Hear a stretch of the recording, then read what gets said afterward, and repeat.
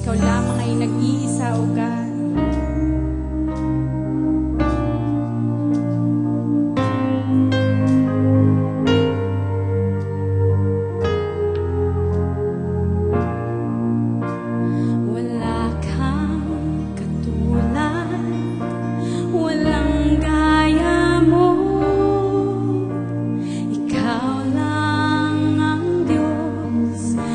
Sinasambang lubos sa paglipas ng panahon, ikaw pa rin hanggang ngayon at magpakailanman, Panginoon.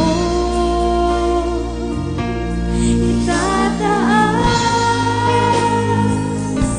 ihahayag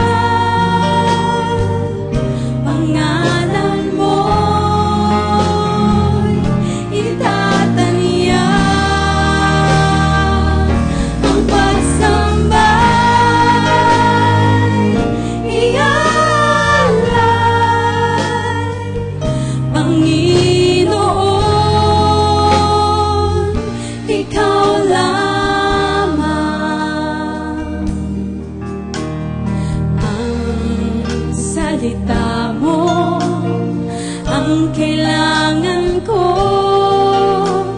Siya ang aking buhay, ang aking gabay. Hindi kumukupas, hindi nagmamaliw. Isip ko ngayon binabago. Itataas,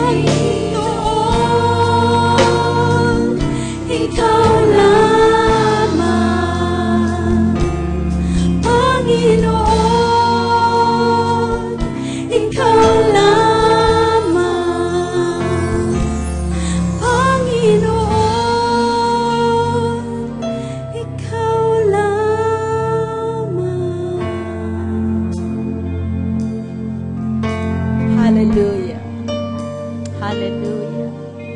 Hallelujah. Aming Diyos, Ikaw lamang ang aming sasambahin.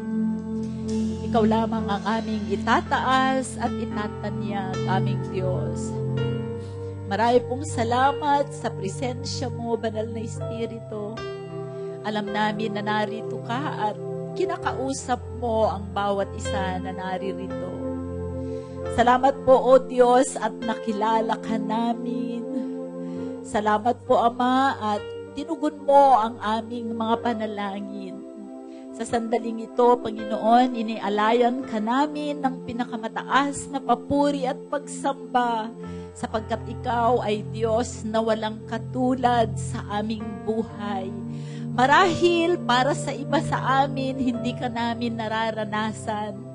Panginoon, sa oras na ito, dalangin ko na ang bawat naririto, O Diyos, ay katagpuin mo.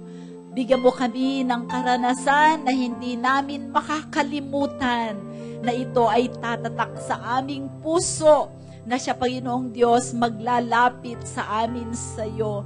Dalangin namin na sa hapong ito, katagpuin mo ang bawat isa sa iyong salita, at ang bawat isa, Panginoong Diyos, ay tumugon sa iyong paanyaya na kilalanin ka at itangi ka sa aming buhay. Marami pong salamat sa presensya mo. Banal na Espiritu, hayaan mo manatili ka sa aming kalagitnaan hanggang sa matapos ang panambahang ito. Salamat po sa mga anak mo na naririto, tunghayan mo ang bawat isa sa kanila. Aming Diyos, bawat isa ay may dalang pagsamba, may dalang panalangin, at may dalang prayer request. Sa oras na ito, aming Diyos, alam mo yan bago pa namin sabihin. Dalangin ko na magpasiklab ka sa bawat isa, at kahit sa mga panalangin, inaasam-asam na hindi pa nila nasambit, sa oras na ito ay tugunin mo sila. Marami pong salamat sa presensya mo. Maraming salamat sa pagdating mo sa aming kalagitnaan. Pinupuri ka namin, Ama, at iniaalay namin sa iyo ang nalalabing bahagi ng aming pagsamba. Ito po ang aming dalangin sa pangalan ni Jesus, at lahat ay magsabi ng Amen. Glory to God. Palakpakan natin ang Panginoon. Praise the Lord. Na-bless ba kayo? Bakit walang kumikibo sa inyo? Ha? Hallelujah! Pwede na po tayong makaupo. Maliban po doon sa mga panauhin, meron po ba tayong mga bisita ngayon? Ngayon lamang po dumating at ngayon lamang nag-attend ng gawain ng The Rema Word of God Church. Meron po ba? Wala. Wala po ba tayong bisita? Pangalawang beses niyong pumunta sa Rema, meron? Yan. Welcome po, sister. Second time ninyo. Second time po ninyo. Okay. God bless you po. At sino po ba dito ang mga beneficiaries ng Sagip Eskwela? Pwede po bang tumayo ang mga beneficiaries? Magulang at bata. Yan. Okay. Mga magulang. Nasaan ang mga anak nyo? Nasa ibaba. Okay. Mga bata naman na wala ang magulang dito. Sige, pwede na po kayong umupo. Mga bata naman na beneficiary ng Sagip Eskwela pero wala yung magulang dito. Ha? Ilan kayo? Yan. Beneficiary kayo pero wala yung magulang ninyo. Bakit wala yung mga magulang nyo? Ha? Nag-attend sila kaninang umaga? Sino ang nag-attend kaninang umaga ang magulang? Umupo. Yung nag-attend ang magulang kaninang umaga. Yung ngayon, wala yung mga magulang nyo. Yan. Sa susunod, kasama nyo ang magulang nyo, ha? Wala akong naririnig. Sweet, makinig ka nga. Sa susunod, kasama nyo ang magulang nyo, ha? Praise the Lord. Ayan, pangako ninyo yan. Amen. Malapit na ang Pasko. Para yatang inaantok pa at natutulog pa ang mga tao rito. Malapit na ba ang Pasko? Yun. Pagka malakas ang boses, malakas ang tugon. Okay, meron ba kayong inaasahan sa Pasko? Yon. Kanino kayo nakatingin sa inaasahan nyo? Sa Diyos. Sino yung mga sa Diyos umaasa? Kaya kayo nandito. Amen. Praise the Lord. Hindi kayo sa tao nakatingin. Kasi kung sa tao kayo titingin, kayo ay mabibigo. Amen? Ngunit kung sa Diyos, kayo ay... Mabibigo ba kayo sa Diyos? Hindi kayo mabibigo. Amen. Handa na ba kayo sa salita ng Diyos? Una, tanungin ko muna kayo pala. Bakit kayo nandito? Ang kulit naman ni Pastora, pinapapunta mo kami dito, tapos tinatanong mo bakit kami nandito. Ano ang inaasahan nyo sa pagpunta nyo sa church? Para manalangin. Kasi may prayer request kayo, magaling, tama. Ano pa? Pero pwede rin kayong manalangin sa bahay. Amen? Sabi ni Sister, para makapakinig ng salita ng Diyos. Glory to God. Naniniwala ba kayo sa salita ng Diyos? Amen. So, pagpalain tayo lahat ng Panginoong Diyos. Amen. So, ngayong umagang ito, ngayong umaga kasi, ngayong hapon na ito. Nung nakaraang linggo, kung nandito kayo ng nakaraang linggo, pinag-usapan po natin yung mga kaganapan na nangyayari. Yung mga nangyari sa Tacloban, yung nangyari sa Bohol, yung mga lindol, yung mga tsunami, yung mga aksidente, yung mga dami-daming mga taong namamatay, yung sinasabi nila na global warming, yung sinasabi nila na lumulubog ang lupa, umaangat ang tubig, yung mga napakadaming mga masasamang bagay na nangyayari sa ating paligid. Alam ba ninyo yon? Hindi na kayo sumasagot, tulog uli kayo. Gising! Okay. Alam ba ninyo yon? Naririnig natin, napapanood natin sa TV, di po ba? Ano po ang damdamin nyo tungkol dun sa mga yon? Nasasaktan? Ano pa? Natatakot? Nawawalan ng pag-asa. Alam niyo, sabi po ng Biblia, kung tayo ay kabilang sa iglesia ng Panginoon, hindi tayo dapat matakot. Amen? Ngayon, ang tanong ko sa inyo, kabilang ba kayo sa iglesia ng Panginoon? Amen. Praise the Lord. Paano ninyo nasiguro na kayo ay kabilang sa iglesia ng Panginoong Hesukristo? Sabi ng iba, kasi po, iglesia ni Kristo kami. No way! Amen. Paano natin na siguro na tayo ay kabilang sa iglesia na itinayo ng Panginoong Hesus? Paano nyo na siguro yan? Bakit? Ano? Dahil nag-a-attend kayo ng Rema? Hindi. Dahil isinuko na ninyo ang inyong buhay sa Panginoong Hesus. Tama? Tinanggap ninyo si Jesus na Panginoon at tagapagligtas. Amen? At mula nung tanggapin ninyo si Jesus na Panginoon at tagapagligtas, kayo ay born again. Praise the Lord. Ang galing ni Sister na born again kayo. Ibig sabihin na buhay na muli ang inyong espiritu. Kaya sa ganon, kayo ngayon ay kabilang sa iglesia ng Panginoong Jesus. Hindi iglesia ni Kristo na relihiyon, hindi yung dating daan o yung bagong daan o palikulikong daan. Amen? So sa hapong ito, ako po ay magpapahayag sa inyo ng ano ang tingin, at tingin natin pagka tayo ay na-born again, kabahagi tayo ng Iglesia ni Kristo. Iglesia ng Panginoon. Ayokong sabihin Iglesia ni Kristo kasi may relihiyon na Iglesia ni Kristo na deadly no? Hindi yon ang ibig kong sabihin. Iglesia ng Panginoong Jesus. Okay? Gusto kong masiguro natin na kabilang tayo doon. Amen? Kasi ang Panginoong Diyos, ano ang tingin ng Panginoong Diyos sa kanyang iglesia? Yun ang gusto kong pag-usapan natin ngayon para para magkaroon tayo ng kapanatagan ng ating puso. Amen? Gusto ba ninyo yon? Okay. Merong apat na tingin ng Amang Diyos sa iglesia ng Panginoong Jesus. Kasi pagka sinabi natin, 4 ways God sees the church. Okay, sabi mo the church. Ang iglesia. Ang salitang church ay nanggaling sa Greek word na ekklesia. Okay? Ang ibig sabihin ng salitang ekklesia ay the called out ones. Ang mga tinawag. Mga anong tinawag? Tinawag mula sa kaharian ng kadiliman patungo sa kaharian ng anak ng Diyos. Sino ang anak ng Diyos? Si Jesus, anak ng Diyos sa kaliwanagan. Okay? So tayong lahat, ang church ay yung mga tinawag ng Diyos. Amen? So kung kayo ay born again at isinuko ninyo ang buhay nyo sa Panginoon at iniwanan na ninyo ang lumang buhay nyo, kayo ay kasali sa church. Can you say amen?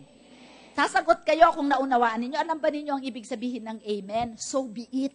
Inaangkin ninyo ang salita. Amen? Okay. 4 na tingin ng Diyos sa kanyang iglesia. Una, ang iglesia ay ang mga tao ng Diyos. The church is the people of God. Okay? Tignan natin sa the people of God. Ang mga, anong people? Tao. Bayan ng Diyos. Lahing pinili. Amen? Okay. Sabi po sa 1 Peter 2 verses 9, basahin po natin ng sabay-sabay. Ngunit kayo'y isang lahing pinili, isang maharlikang pagkapari, isang bansang banal, sambayanang pag-aari ng Diyos, upang inyong ipahayag ang mga kapangyarihang gawa niya na tumawag sa inyo mula sa kadiliman, tungo sa kanyang kagilagilalas na liwanag. Pwede ba yun sa English? Meron ba akong inilagay lang na English version yan? Wala yata. Ano ka na lang. Sabi po sa English, but you are a chosen generation. Sabi mo, chosen. Pinili. Hindi tayo ang pumili sa Diyos. Pinili ka ng Diyos. Say amen. Napakalaking bagay nung pinili ka ng Diyos. Amen. Ako yun, pinili ng Diyos. Amen? You are a chosen generation, a royal priesthood. You are a royalty. Nung isinuko mo ang buhay mo kay Jesus, ikaw ay dugong maharlika. Ang dugo na nananalaytay sa dugo mo ay dugo ng Panginoong Jesus. Kaya hindi na yan pwedeng pasukin ng diabetes, hypertension, gout. Amen? Sapagkat ikaw ay dugong bughaw, dugong dalisay. Pastora, matagal na akong born again, ba't ako nagkakasakit? Dahil hindi mo pinapanampalatayanan. You don't believe that you are a royalty. Why? You act like a slave. You don't act like a king. Wala kang believe sa sarili mo. Liit ng tingin mo sa sarili mo. Samantalang, alam mo si Peter Daniels, ang pinakamayamang negosyante sa buong Australia, billionaire. He is funding the work of the gospel in the last days. Isinulat niya kahit sa kanyang kotse, kahit saan siya pumunta, I am the son of a king, and I am a king. So, kinondisyon niya yung sarili na niya, siya ay hari. Anong trabaho ng hari? Namamahala. A king rules and a king reigns. Paano namamahala ang hari? Sa pamamagitan ng salita. Gawin mo to, gawin mo to, gawin mo to. Si bossing ay hari sa aming tahanan. Amen? Pag dumating yan, 4 kami na sumasalubong. Di ba, Rika? Sasabihin niya, kunin mo to, kunin mo yan, dali mo to. Ito ang, mabilis pa sa kami sa 4:00. Bakit? Siya ang hari. Hindi niya kailangang maglaba, magluto, maglinis. Paano niya pinapamahalaan buhay niya? Sa salita. Amen. Nakatunganga kayo. Tanggapin ninyo ang pagkahari niyo. You are distinct, okay? You are His own special people. Katangi kayo, espesyal na tao ng Diyos. Naniniwala ka? Special ka sa Diyos. Kung ang tingin mo sa sarili mo ay basahan, ang tingin sa iyo ni God ay espesyal. Ang taong espesyal sa Diyos, hindi makasalanan, hindi chismosa. Amen? Special ka sa Diyos, mantakin mo yun. Hallelujah! So, wag mong ipagwalang bahala ang sarili mo, okay? Ano daw, bakit ka ginawa ng Panginoon na espesyal? So that you may proclaim, upang ipahayag mo ang kapurihan niya. His praises, the kapurihan niya, na siyang tumawag sa'yo, the called out ones. You have been called out from. Sabi niya, who called you out of darkness into His marvelous light. Amen? Sino sa inyo ang gustong ma-born again? Alam niyo, nung ako ay iglesia ni Kristo, ayoko ma-born again. Diba? Lahat tayo, pinagtataguan natin yung mga nag-share ng gospel sa atin. Pinapahabol nga natin yung aso. Para hindi na, pero makukulit sila, diba? Hanggang sa isang araw, nagkaroon ka ng kaliwanagan ng salita ng Diyos. Glory to God. Buti na lang hindi pinagtyagaan mo ako, diba, Mercy? Lahat tayo, ganun na experience. Verse 10. 1 Peter 9, verse 10. Who once were not a people. Once, before, we were not a people of God. We were a people of the devil. We were not a people, but are now the people of God, who had obtained mercy, but now who have not obtained mercy, but now have obtained mercy. Imagine mo, kung ikaw ay totoong born again, ikaw ay lahing pinili ng Diyos. At tatandaan mo ito, kahit ang kaapo-apuhan mo ay lahi ng Diyos dahil sa'yo. Kaya pahalagahan ninyo ang pagiging kasapi ninyo sa iglesia. Hindi ko sinabing pahalagahan ninyo ang relihiyon. This is not a religion. Okay? We are a gathering of the people of God, chosen by God, royal priesthood, who have been called out from darkness into the wonderful light. Alam nyo, mula nung na-born again ako, alam nyo kaya tayo born again? Kasi dati patay ang ating espiritu. Nung tinanggap mo si Jesus, nabuhay na muli yan at ikaw ay ipinanganak na muli. Hindi sa physical, kundi sa iyong espiritu. Kaya yung espiritu mo na dati hindi nakakaunawa ng salita ng Diyos, ngayon nakakaunawa ka na. Na lumalakad ka na ngayon sa kaliwanagan, hindi ka na ngayon pakakapa sa buhay mo, tsansa. Kahit noon ang panalangin mo, hit or miss. Kung sagutin ng Diyos, praise. Kung sagutin ng Diyos, okay. Kung hindi sagutin ng Diyos, edi iiyak ka palalo sa Diyos. Hindi ganon. Ngayon, alam mo, dahil nagbabasa ka ng Biblia, alam mo ang kalooban ng Diyos at sinabi sa Bible, if you ask according to the will of God, He will give it to you. At kalooban ng Diyos na gumanda ang buhay mo. Kalooban ng Diyos na gumaling ka sa sakit. Kalooban ng Diyos na yumaman ka. Kalooban ng Diyos na gumanda ang relasyon niyong mag-asawa.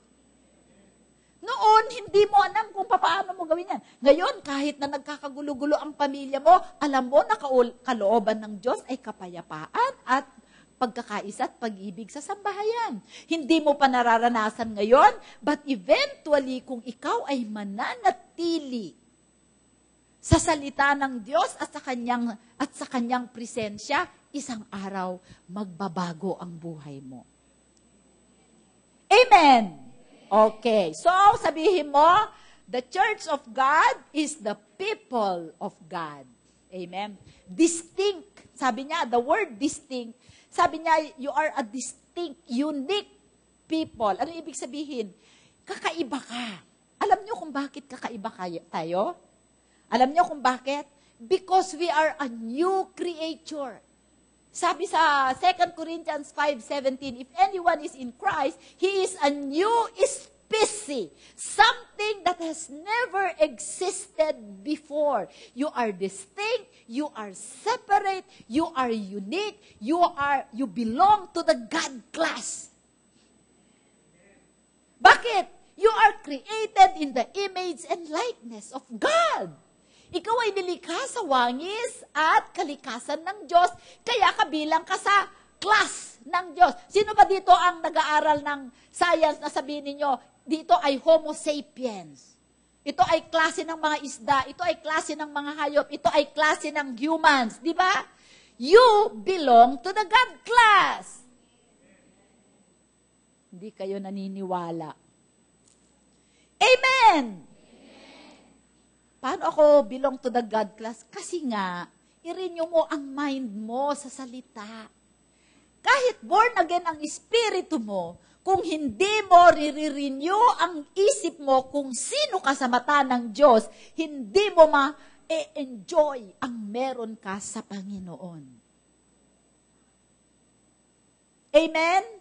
Nakakalungkot kasi maraming mga Kristiyano, ang tingin nila sa church ay pupunta ka para ma-appease ang konsensya mo or para mapagbigyan mo yung tao, para makita ka ng tao. Pumupunta ka dito dahil gusto mong mabago ang isip mo. At tanggapin mo kung ano ang inilaan ng Diyos sa'yo. Why? Because you are a special people. Amen. Sabi mo, I'm a special people. Sa mata ng Diyos. Kaya kung ano ang tingin ng Diyos sa iyo, dapat ganun din ang tingin mo sa sarili mo. Sasabihin ko sa inyo kung mananatili kayo sa Panginoon, isang araw hindi kayo ang beneficiary, kayo ang benefactor. Benefactor ba 'yon? Hindi kayo ang tatanggap ng tulong, kayo ang magbibigay ng tulong. Mag-transform tayo, graduate tayo, at ang unang graduation ay sa ating isip. Amen? Okay, pangalawa, the church of God is the family of God. Okay, sabi mo, pamilya. Ay, ang sarap naman maging kapamilya ng Diyos. May kahirapan ba sa pamilya ng Diyos? May sakit ba sa pamilya ng Diyos? Wala. Paano tayo naging kapamilya ng Diyos? Sabi sa John 1:12, and yet to all who receive Him, to those who believe in His name, Jesus gave the right to become children of God. Hindi lahat ng tao ay anak ng Diyos, kahit na ang lahat ng tao ay nilikha ng Diyos. Sino lamang ang kinikilala niya na anak niya? Yun lamang tumanggap at nanampalataya sa Panginoong Jesus. Kaya iglesia ng Panginoong Jesus. Amen? John 1:12. Huwag niyong kalilimutan yan. Up to 13. Born not of a human's will, but born of God. Ayan o. But as many as receive Him, Jesus, to them He gave the right to become children of God, to those who believe in His name, the name Jesus. Go. 13. Who were born, kaya kayo born again, tayo born again, not of blood, nor of the will of the flesh, hindi galing sa flesh. Hindi dahil nagtalik ang mag-asawa kaya ipinanganak. Nor, sabi niya, kundi, nor of the will of man, but because of the will of God. Kaya kayo nandito kahit ginamit ang sagip eskwela sapagkat kalooban ng Panginoon na maging kapamilya kanya. Imagine mo, iniwas-iwasan mo siya, hinahabol-habol kanya. Para lamang maging kapamilya kanya. Amen? Alam mo, sa pagkakapamilya ka ng Diyos, hindi mo kailangan makiusap sa pangangailangan mo. You don't beg. You ask because you are a son. Only beggars beg. Yun lamang maglilimos ang nanglilimos. Kung kapamilya ka ng Diyos, hindi mo kailangan maglimos. Yung mga anak ko, pag pupunta sila sa bahay, hindi nila sasabihin na, sabi niya, Ma, pwede ba ako makikain ng donut na nasa ref mo? Hindi! Pagdating nila kung ano ang meron sa ref, raransakin nila yan. Kasi kapamilya. Amen. At higit sa lahat, ang pamana. Paano ka makakamana sa Panginoon kung hindi kanya kapamilya? So, tayo ay kapamilya ng Diyos. Okay, balik tayo sa ating verse, Romans 8:15. Romans. Yan. Sapagkat hindi kayo tumanggap ng espiritu ng pagkaalipin. Hindi ka alipin. Okay? Ikaw ay anak. Upang muling matakot, kundi tumanggap tayo ng espiritu ng pagkukupkop, na dahil dito ay tumatawag tayo ng Aba, Ama.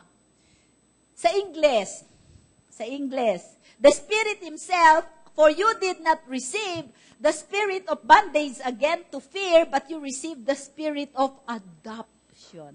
Tayo ay inampon at kinupkop. Hindi tayo Hudyo sa ating dugo. Meron ba ditong Hudyo sa dugo? Wala. But we are Jews in the Spirit because of our faith in the Lord Jesus Christ. We were adopted into the family of God. Sabi niya, for you did not receive the spirit of bondage again to fear, but you received the spirit of adoption by whom we cry out, Abba, Father. Next verse. The Spirit Himself bears witness with our spirit that we are the children of God. Naniwala ka doon? Sabi mo, I am a child of God. I am a child of God. I have the right for an inheritance. Meron akong karapatan sa pamana. Ay, nako, ganyan yung, meron akong karapatan sa pamana. Meron akong pana, meron akong mana. Amen. Next verse, Matthew. Doon sa Tagalog, Matthew, ano bang version? Yan, Matthew 12:46, basahin natin. Bibigyan ko muna kayo ng context. Nung dumating ang Panginoong Jesus, ang Panginoong Diyos ay kumikilos na dinadala yung bagong dispensation. So, iiwanan na nila ang dispensation of the law, yung law ni Moses, at sila ay papunta sa dispensation of grace. Maaring hindi pa ninyo naanohan yan. Kaya nung nagpapahayag ang Panginoong Hesus, pinipreach niya yung the kingdom of God. Ang kanyang mga magulang, ang nanay niya, ang mga kapatid niya. Alam niyo po, ang Panginoong Hesus ay maraming kapatid na babae at lalaki. At least meron siyang 7 na kapatid. 2 babae, at least 2 babae at 5 lalaki. Okay? Ngayon, dahil sinasabi ng mga tao na nasisiraan ng Panginoong Hesus ng ulo, sinundan ni Maria at ng mga kapatid niya si Jesus kung saan siya nagpipreach ng gospel para sana kunin si Jesus iuwi. Siguro sabi na, tama na anak, sa kalokohan mo, iuwi ka na namin. Yan. Diba? Kasi akala nila nasisiraan ng ulo si Jesus. Ngayon, pagdating nila doon sa bahay na yon, kung saan nandun ang Panginoong Jesus, basahin natin. Basahin niyo ang Bible niyo, Matthew 12, para malaman ninyo kung tama yung sinasabi ko sa inyo o hindi. Amen ba? Okay. Samantalang nagsasalita pa si Jesus sa maraming tao, ang kanyang ina at mga kapatid na lalaki, o mga kapatid na lalaki, marami. Kaya si Maria, hindi siya ever virgin. Amen. Birin siya nung ipinanganak si Jesus, pero pagkatapos niyan, hindi na siya virgin. Kasi marami siyang kapatid. Ayan ina at mga kapatid na lalaki ay nakatayo sa labas at ibig nilang makausap siya, si Jesus. Next verse. May nagsabi sa kanya, narito ang iyong ina at mga kapatid ay nakatayo sa labas at ibig kanilang makausap. So kumbaga ako si Jesus, may mga nakikinig sa akin, may nagsabi sa kanya, Jesus, nandyan yung nanay mo at mga kapatid mo. Gusto kanilang makausap. Okay, next. Ngunit sumagot siya at nagsabi sa kanya, sino ang aking ina? At sino-sino ang aking mga kapatid? Itinuro niya ang kamay niya sa kanyang mga alagad at sinabi, narito ang aking ina at aking mga kapatid. Amen. Kung natutulog yung katabi mo, kurutin mo, ha? Para magising. So, sino ang ina at kapatid ni Jesus? Ha? Tayo! Amen? So, kapamilya tayo ng Diyos. Kung ang Diyos natin ay banal, tayo ay banal. Kung ang Diyos natin ay mapagpatawad, tayo ay? Kung ang Diyos natin ay mapagmahal, tayo ay? Kung ang Diyos natin ay mapagbigay, tayo ay? Very good. Ginagawa ba natin? Amen. Very good pa rin. Amen. So, magkakapatid tayo, kaya kailangan magmahalan tayo. Oy, wala nang nag-amen. Kasi naman, pastora, hindi ka mahal-mahal tong aking kapitbahay. Sinichismis nga ako. Inuutangan pa ako. Sinisiraan pa ako. Hindi ko siya kayang mahalin. Kaya mo. Kaya mo. Hihingi ka ng biyaya sa Panginoon. Lord, kapatid ko ito, bigyan mo naman ako ng biyaya na mapatawad siya at mamahal siya. Kaya sa susunod na church, pag nakita ko siya, ibebeso-beso ko siya. Kasi, oh, I love you with the love of the Lord. Di ba? Kaya mong magpatawad. Amen. Bakit mo kayang magpatawad? Kasi pinatawad ka ni Jesus. Kaya magpatawad ka rin. Kasi kung hindi ka nagpapatawad, hindi ka rin patatawarin ng Diyos sa mga kasalanan mo. Di ba sabi niya sa Lord's Prayer, forgive us our sins as we forgive those who sin against us. If you don't forgive those who sin against you, God will not forgive you. So, if God will not forgive you, your eyes are darkened to the blessings that are passing your way. Nakakabulag ang hindi pagpapatawad.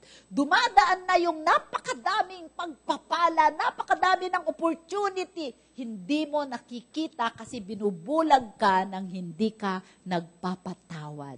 Sabihin mo ngayon, mula ngayon, magpapatawad na ako. Una kong patatawarin ay ang aking sarili. Yon. Amen? Kasi yung iba sa atin, di natin mapatawad yung sarili natin. Una nating patawarin. Yung iba sa inyo, kailangan nilang patawarin si God eh.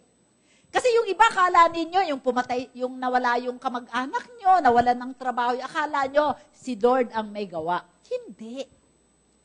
Amen? Okay, so, number 1, the church is the people of God. Number 2, the church is the family of God. Number 3, the church is the body of Christ. Yan, katawan ni Kristo. Ngayon, tayo ay magko-communion. Dati sa pinanggalingan natin, katawan ni Kristo. Puk, katawan ni Kristo. Puk, katawan ni Kristo. Pero di natin nauunawaan kung ano ibig sabihin ng katawan ni Kristo, katawan ni Kristo. Di ba? Okay. Tignan mo ang katawan mo. Tignan nyo ang katawan ng katabi nyo. Sexy, di ba? Yung iba mataba. Yung iba mabel-bel. Yung iba mabuto, hinahabol ng aso. Kasi kala ng aso, yun ang pagkain niya. Amen. Di ba maraming bahagi? Di ba? Oh, yung katawan ninyo, may may kamay, may daliri, may paa, may bewang, may puwet, di ba? Oh, may tuhod, may kasukasuan, may talampakan. Di ba maraming bahagi? Oh, lahat ng yan, kaya tayo sa iglesia, iba-iba tayo. Hindi tayo magkakamukha, yung iba sa atin, nagpipreach, yung iba umaawit, yung iba tumutugtog. Kasi bawat bahagi ng katawan ay may kanya-kanyang assignment. Di ba nakakita na ba kayo ng paa na yun ang ginagamit ninyong pang-makeup? Paano kaya? Di ba? Di ba? O kaya yung paa ang pangkain, hindi pwede. Bawat bahagi ay may gawain. Amen. Hindi pwedeng maglaban-laban yan. Sa iglesia kasi naglalaban-laban eh. Hindi pwedeng sasabihin ng, naikwento ka ng beses ko na ito ikinikwento. Paborito ko ito eh. Alam niyo sa puwet, alam niyo 'yon, di ba? Sabi ng puwet, sabi ng kamay, ako ang mamumuno, ako ang pinuno ninyo dahil ako ang nagtatrabaho. Sabi naman ng paa, hindi. Ako dapat ang mamuno sapagkat ako ang nagdadala sa katawan sa iba't ibang lugar. Sabi naman nung mata, hindi. Dapat ako ay nakakakita. So, away sila. Maya-maya biglang may, hindi. Ako dapat ang mamumuno. Sabi niya, sino yun? Sabi niya, si puwet. Bakit ka naman mamumuno? Baho-baho mo. Hindi ka pwedeng ikaw ang mamuno. Nandiyan ka pa sa likuran. Sabi niya, ganun. Hindi niya binuksan ang puwet ng 5 araw. Anong nangyari sa mata? Nabubulag-bulag na siya, may hilo na siya, di ba? Anong nangyari sa ulo? Nahihilo. Ang paa hindi na makalakad. Ang kamay hindi na makagalaw. Nalalason na ang katawan. Kasi ayaw bumuka. Sige, sabi niya. Sige na nga, puwet, ikaw na lang. Palapasin mo na yung dumi, puwet, para mo ng awa. Di ba? Di inilabas niya. Ibig bang sabihin siya ang namuno? Hindi pa rin. Di ba? Ang naglalagay ng pamunuan ay ang Diyos, hindi ang katawan. In fact, ang iglesia ay katawan ng Diyos, pero hindi kayo halimbawa, itong rema, ito ay katawan ng Diyos. Hindi kayo ang pumipili na kayo ay pumunta dito sa rema. Kaya kayo nandito sa rema dahil dinala kayo ni Lord dito. Kasi alam ng Panginoon, nandito naghihintay ang pagpapala nyo. Kaya pag aalis kayo sa rema at alam niyo taga rito kayo, ay, meron akong narinig. At ito ay ugali ng maraming Kristiyano. sister, brother, bakit hindi ka na nag-a-attend ng church? Bago natin puunta yun, ito muna. Katawan ni Kristo. At ang kanyang inilagay ang lahat ng mga bagay sa ilalim ng kanyang paa at ginawa siyang ulo ng lahat ng mga bagay sa iglesia. Si Kristo ang ulo, tayo ang katawan. Okay, 1 Corinthians. Na siyang katawan niya, ang kapuspusan niya na pumupuspos ng lahat-lahat. Ang Panginoong Jesus ang kapuspusan natin. Meaning to say, Jesus is our glory. Tayo ang kapuspusan ni Jesus. Kung hindi tayo mapupuspos, hindi mapupuspos si Jesus kasi iisang katawan tayo. Kung mag-aaway-away tayo, hindi maluluwalhati si Jesus. Mapapahiya siya. Pagtatawanan siya ni Satanas, yung katawan mo, naglalaban-laban. Buti pa ako. Pag sinabi ko sa mga demonyo at demonyito, salakayin niyo ang mga Kristiyano, mabilis nilang sumalakay. Mas obedient ang mga kampon ni Satanas kaysa katawan ni Kristo. Nakakalungkot naman yun. Tama ako, mali. Mali yan. Sa iglesia, sa rema, mali yan, di ba? Nagkakaisa tayo, di ba? Hindi kayo believe. Amen. Katawan tayo ni Kristo. So kung ano ang katawan, it reflects the head. Nakakahiya ang Panginoon. Pagka tayo ay hindi maayos. Amen. So 1 Corinthians 12 to 14. Sapagkat kung paanong ang katawan ay iisa at marami ang mga bahagi, tama ba? Marami ang bahagi. At ang lahat ay bahagi ng katawan, bagamat marami ay iisang katawan. Gayon din si Kristo. Okay? Next. Sapagkat sa pamamagitan ng isang espiritu ay binautismohan tayong lahat tungo sa isang katawan, maging Hudyo o Griego, mga alipin o mga laya, at tayong lahat ay pinainom sa isang espiritu. So sa katawan ng Panginoon, kaya tayo unique. Kung nakipagkaisa tayo sa Panginoong Hesus, anumang lahi mo, anumang dugo mong natural, anuman ang iyong kalagayan, mayaman ka man, mahirap ka man, babae ka man, lalaki ka man, alipin ka man, hari ka man, pag nakipagkaisa ka kay Kristo, iisa lang kayo, katawan kayo lahat ni Kristo. Amen? Okay. Ngayon, so ibig sabihin, kung tayo ay katawan, dapat meron tayong pagkakaisa. Can you say amen? Magkaisa tayo sa sinasabi ng ulo. Amen? Kung i-translate natin dito sa ating iglesia, kung ako ang ulo at pastor ninyo, kung ano ang pagitain na ibinigay ng Panginoong Hesus sa akin bilang ulo, susunod kayo. Ang mga pasaway ay na sa katawan, ang mga pasaway na cell, yun ang mga cancer cells. Amen. Ang mga pasaway na cells, alam niyo ba kung bakit nagkaka-cancer tayo? May mga pasaway na cells sa katawan natin. Di ba? Yun ang mga cancer cells na yun ang pumapatay sa katawan. Okay. Kung tayo ay iglesia at ako ang under shepherd, okay? Ako ang pastor nyo. Meron tayong isang merong isang rebelde dito na mga members. Nagrebelde sila, cancer cells sila. Ano ang mangyayari sa katawan? Mamamatay. Imbes na lalago, mamamatay. Kasi isang katawan lang tayo. Amen? So kung ikaw ay kasama ng katawan, hindi ka pwedeng mabuhay ng iyong buhay Kristiyano ng mag-isa. Nakukuha niyo ako? Kasi maraming mga Kristiyano na universal Christians.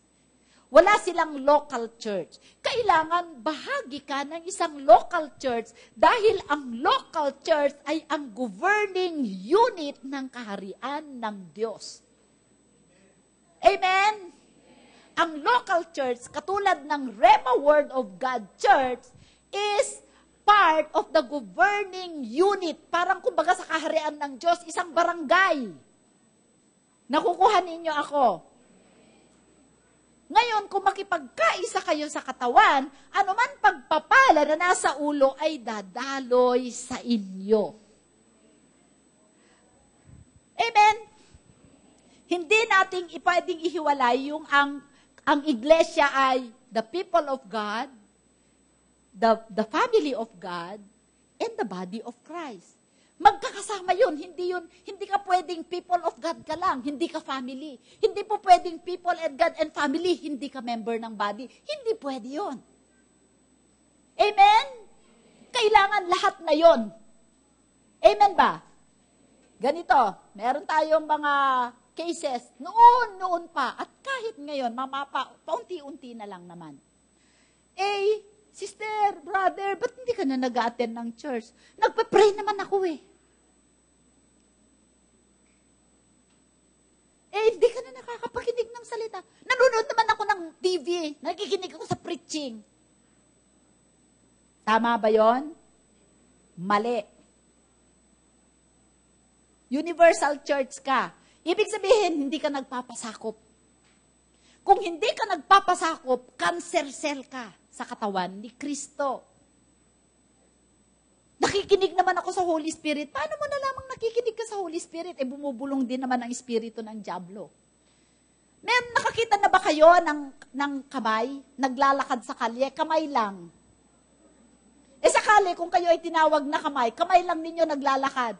Brothers and sisters, matutuyot ka. Alam mo, ang problema mo, pride. Pride. Maraming mga Kristiyanong ganyan. Tapos pagka natuyot na sila ng matagal, marami nasila na sila ng dyablo. Alam mo yan, deception yan ng dyablo. No man is an island. Don't tell me, masyado ka man. Nakikinig naman ako ng preaching. Nagbabasa naman ako ng Biblia. Nananalangin naman ako kay Jesus, sa Diyos. Wrong. Amen. Ang iglesia ay katawan. Kabahagi ka ng katawan. Kung ikaw ay kamay at naglakad kang mag-isa mo, matutuyot ka. Amen. Walang life flow sa'yo. Bakit? Because of our interconnectivity.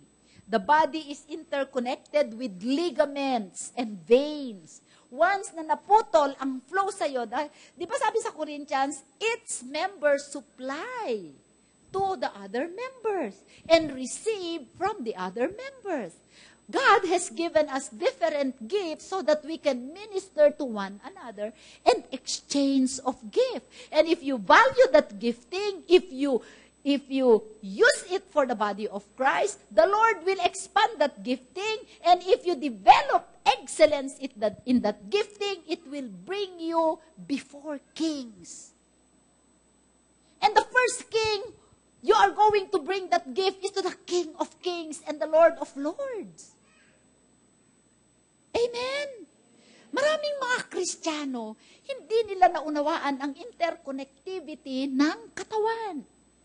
As if, kaya nilang mabuhay ng mag-isa sila.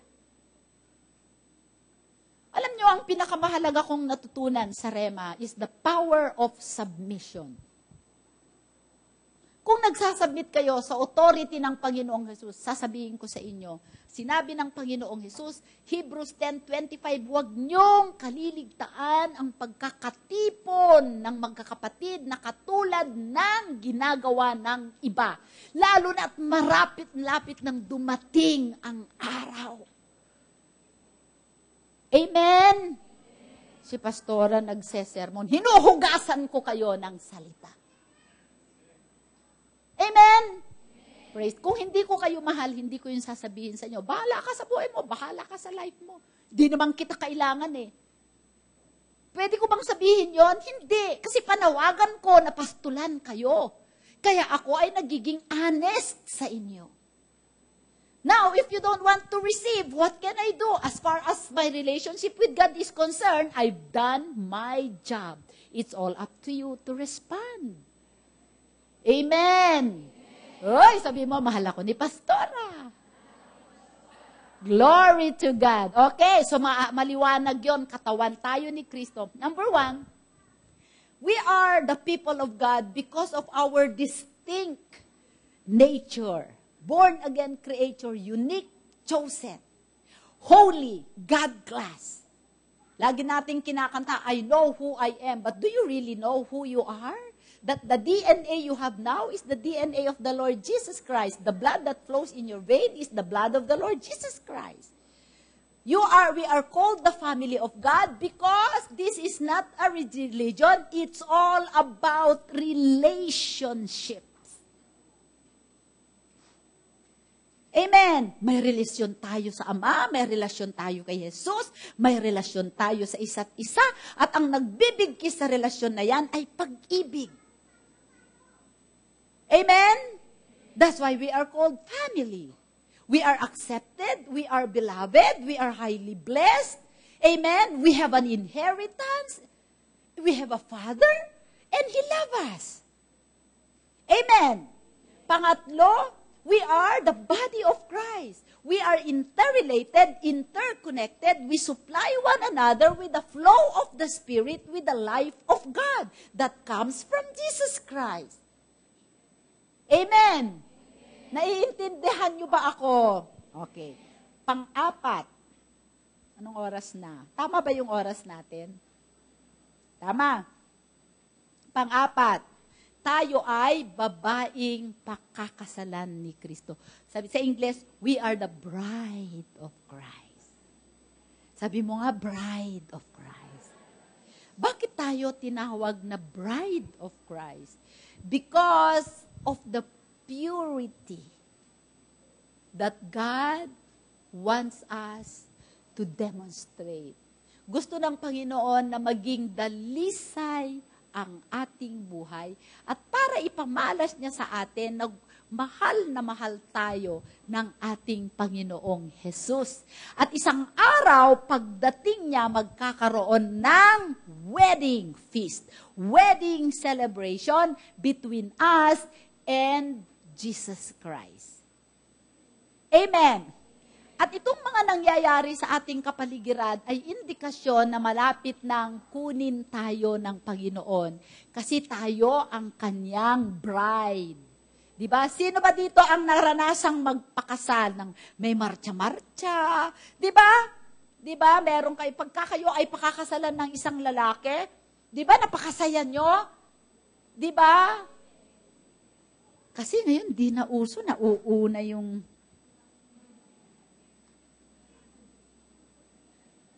Kaya kayo mga babae, ingatan ninyo ang inyong mga sarili.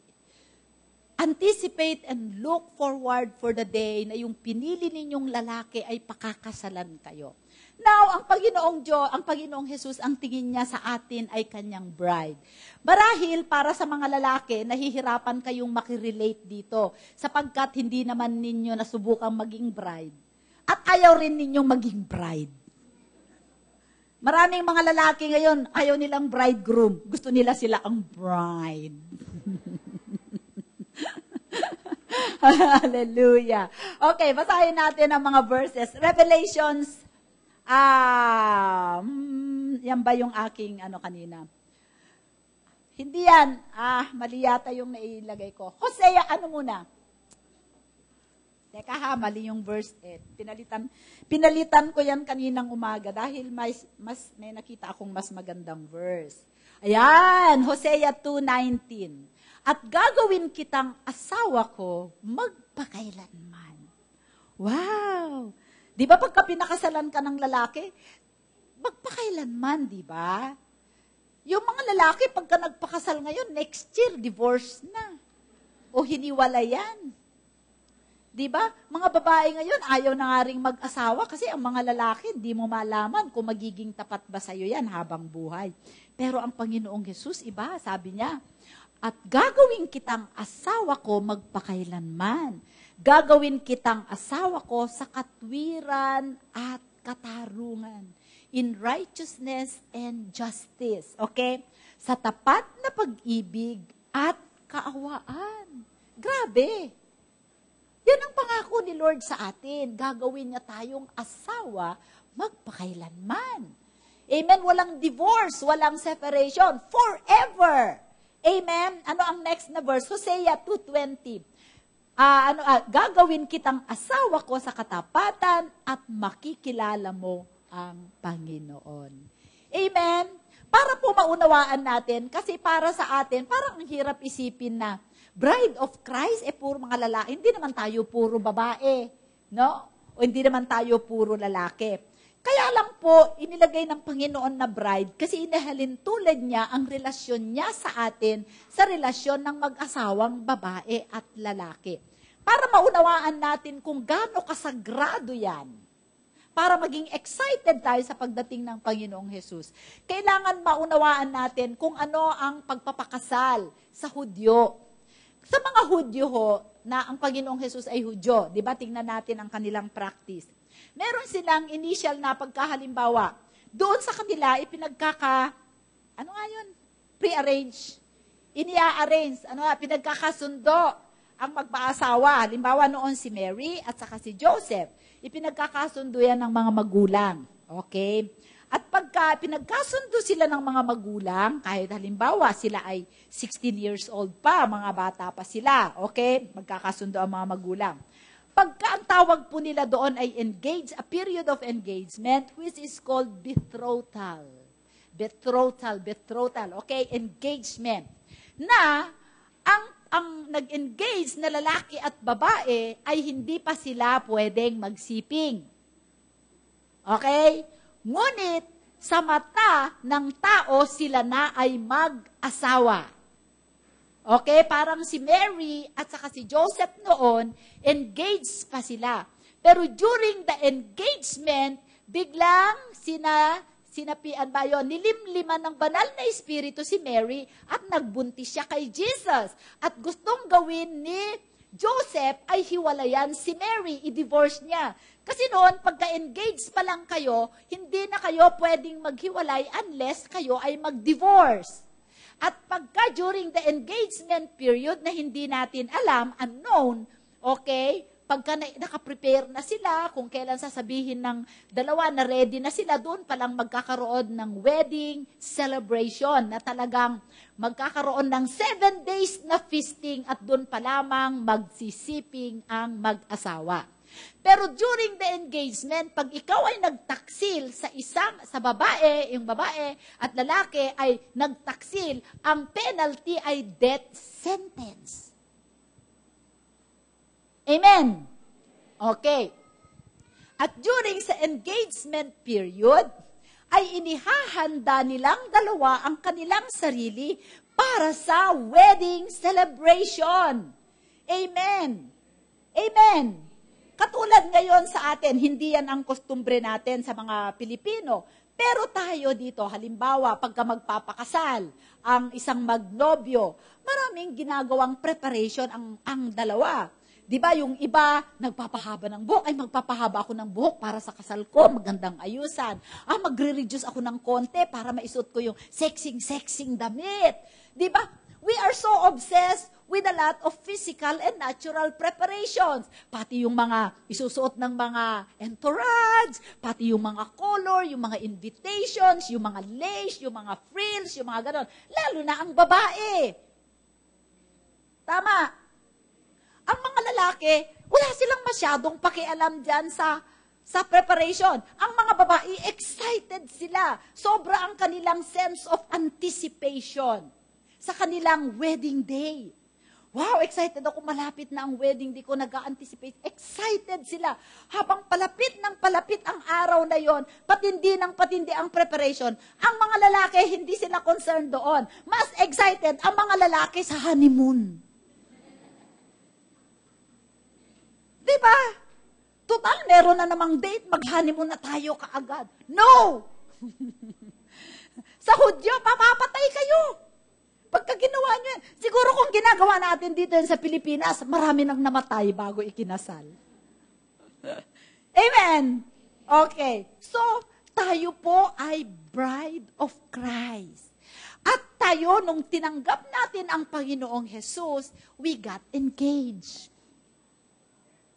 Kaya ako, tandang-tanda ko nung ako ay nakipag-engage sa Panginoong Jesus, November 30, 1991. Engage kami ni Jesus. At mula noon hanggang ngayon, nag-e-expect ako, nag-a-anticipate ako ng kanyang pagdating. At inihahanda ko ang aking sarili para sa kanyang pagdating because when my bridegroom comes, I want to look my best. Katulad din ng ikakasal na babae.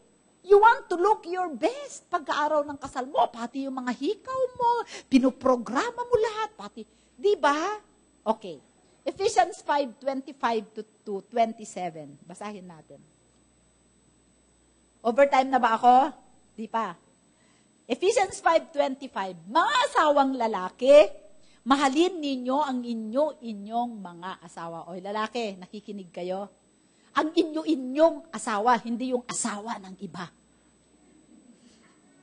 Maliwanag. Mahalin ninyo ang inyong asawa, hindi yung asawa ng iba. O yung mag-aasawa pa lang. Ha? Klaro ang salita, di ba? Mahalin ninyo ang inyong mga asawa. Gaya ni Kristo na nagmahal sa iglesia. Bakit? Siya ang pakakasalan niya, di ba? At ibinigay ang kanyang sarili alang-alang sa iglesia. Tama?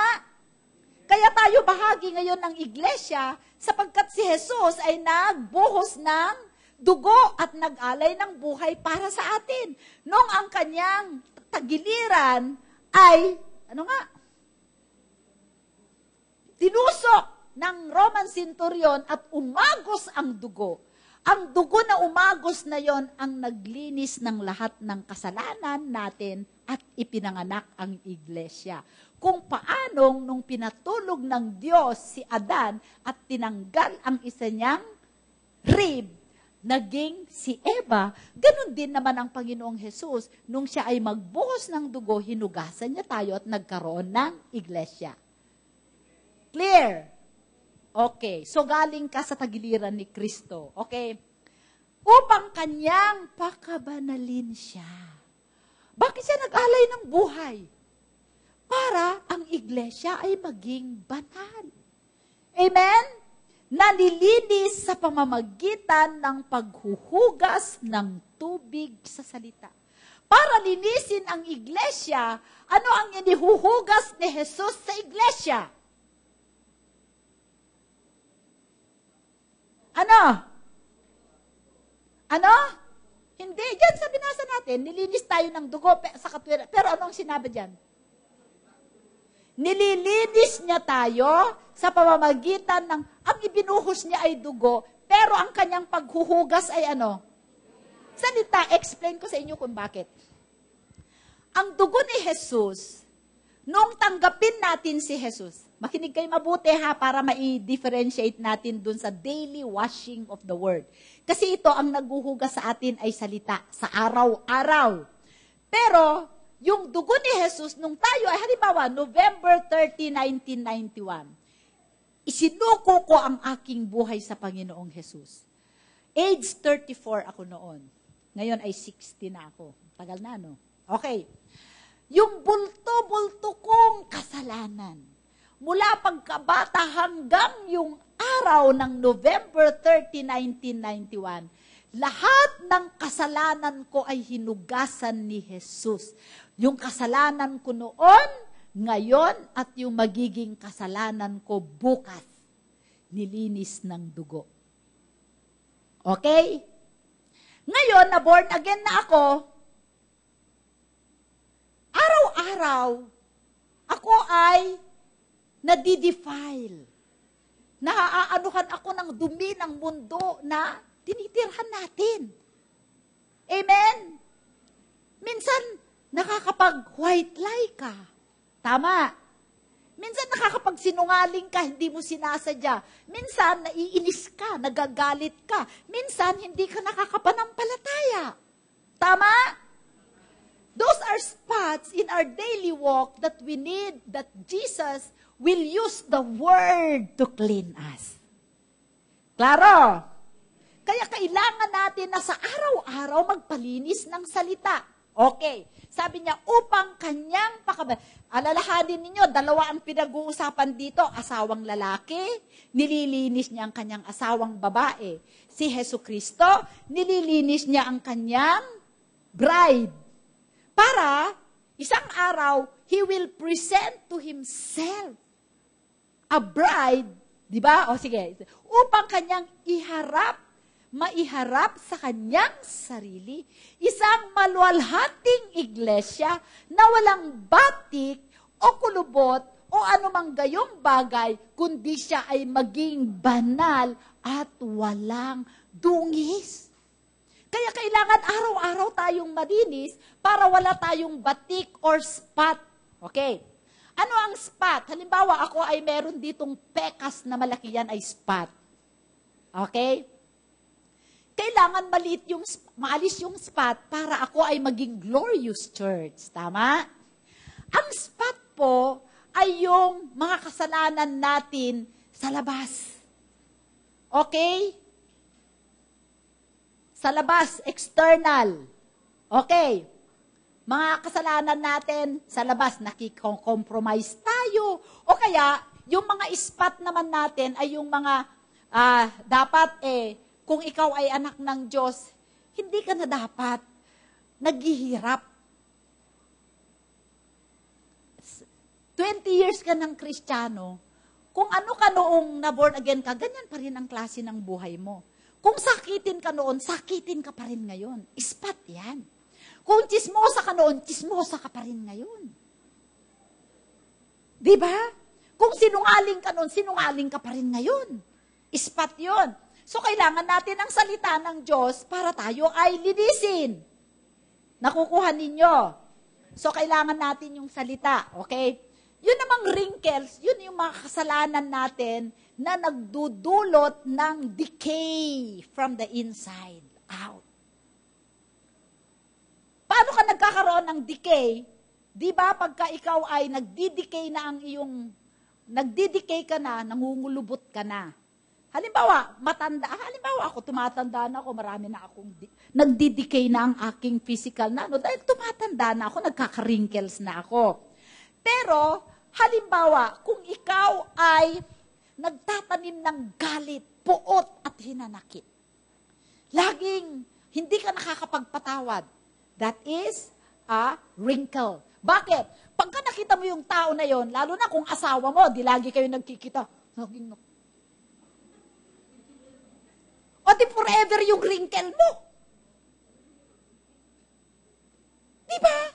Lagi kang napupuot, lagi kang hindi nagpapatawad. Those are things that decays you. Nagdadala ng wrinkle, tama?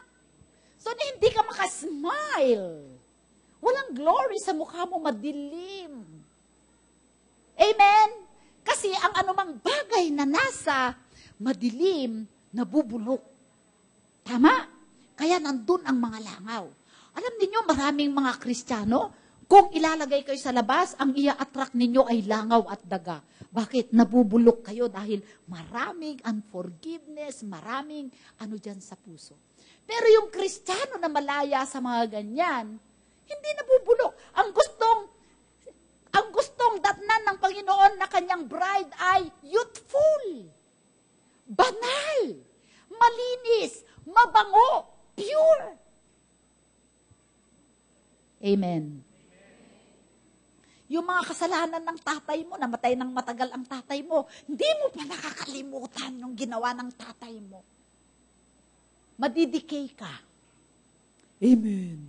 Okay, paano ang paglilinis? Paano? Alalahanin natin ha, kayo mga kalalakihan, makinig kayong mabuti. Inihalin tulad kayo sa Panginoong Jesus.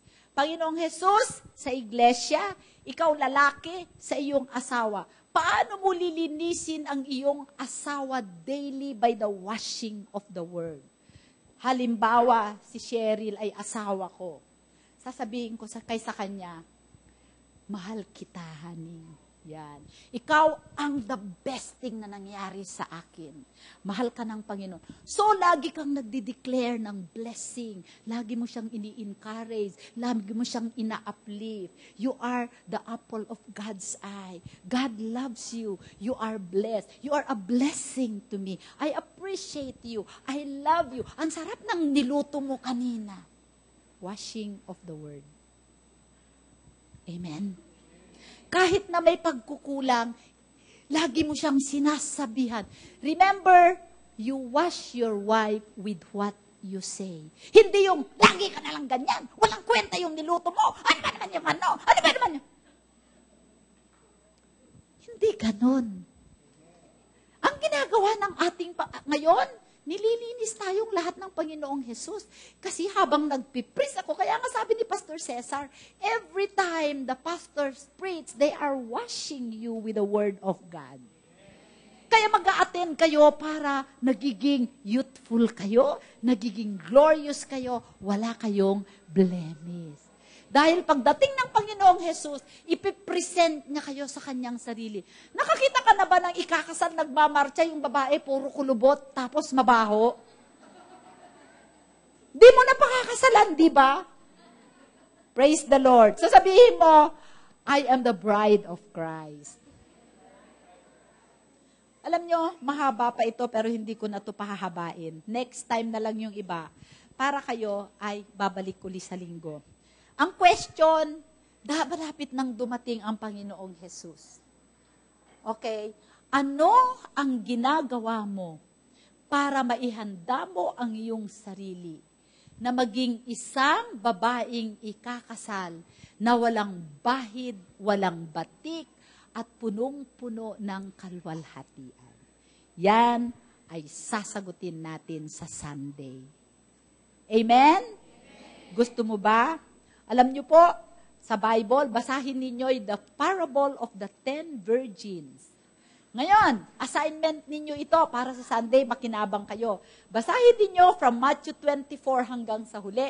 That is one continuous sermon na ipinakita doon ng Panginoon kung paano ihahanda natin ang ating sarili sa pagdating ng ating Panginoong Jesus. Amen? napakahalaga na tingnan natin yung paningin ng Diyos sa kanyang iglesia. Huwag lang natin tignan na tayo ay, we are the people of God. Isang bahagi lang yon. Parang 20% lang yon. Isa naman ay we are the family of God.